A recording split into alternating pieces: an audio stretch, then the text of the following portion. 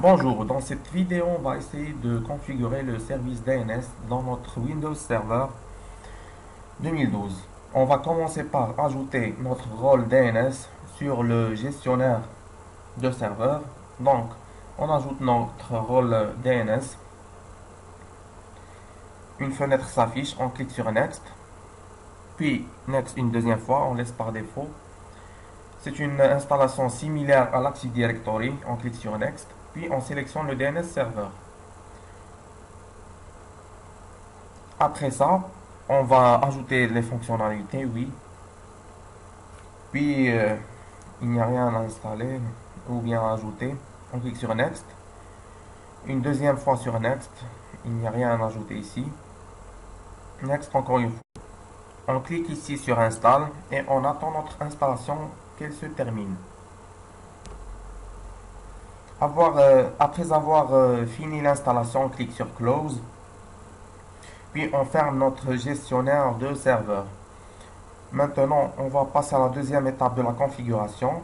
On clique sur Administrative Tools ou bien outils d'administration dans le menu Démarrer, puis DNS. On remarque qu'il y a notre machine DCG-INF2, on clique dessus, puis des zones de lookup direct et inverse, et on clique sur notre zone de lookup direct.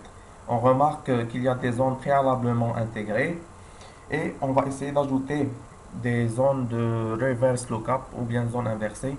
On clique droit sur reverse lookup, new zone. Ici, on va ajouter une reverse lookup zone pour que chaque ordinateur connecté au serveur ait son nom de domaine avec son adresse IP. On clique alors sur Next. Ici, on laisse par défaut la primary zone, puis on clique sur Next. Dans cette étape-là, on choisit comment la zone va être dupliquée dans la forêt ou bien dans le domaine. On laisse la configuration par défaut, to all DNS. Puis, on clique sur Next. Ici, on a le choix de choisir entre IPv4 et IPv6. On le laisse par défaut IPv4. On clique sur Next. Ici, on va taper notre adresse, le 192.168.4. C'est l'adresse de réseau. Donc ici, en bas, on remarque que la zone inverse, c'est écrit en inverse. C'est normal. Puis, on va essayer de cliquer sur Next. On laisse les paramètres ici par défaut et on clique sur Next. Donc finalement, on a créé notre zone inverse. Dans cette fenêtre-là, on va essayer de créer, on peut ajouter des pointeurs, ou bien des alias, ou bien des délégations. Dans notre cas-là, on va essayer d'ajouter un pointeur. Donc on ajoute notre adresse de la machine virtuelle Windows 7, le 192.168.4, et on ajoute le point 10. Puis on va essayer d'ajouter notre hostname. Notre hostname qui est connu par le DCG-INF2 dans nsat.look.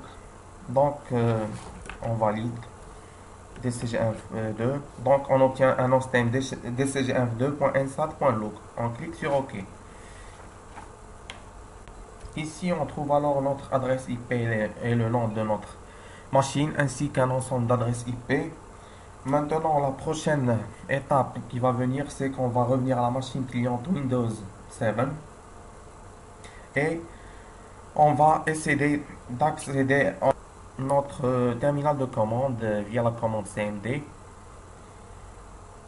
Donc, le terminal s'affiche. On va essayer de faire un ping entre notre machine Windows 7 et notre machine Windows Server. Donc, on ping le DCG-INF2, le nom de notre machine. On remarque que le ping a bien réussi. Maintenant, on va faire une commande, un nslookup, le nslookup, et on va voir, tester s'il y a la connectivité et si le DNS a bien été configuré. Donc, nslookup c'est attaché, je crois. Oui.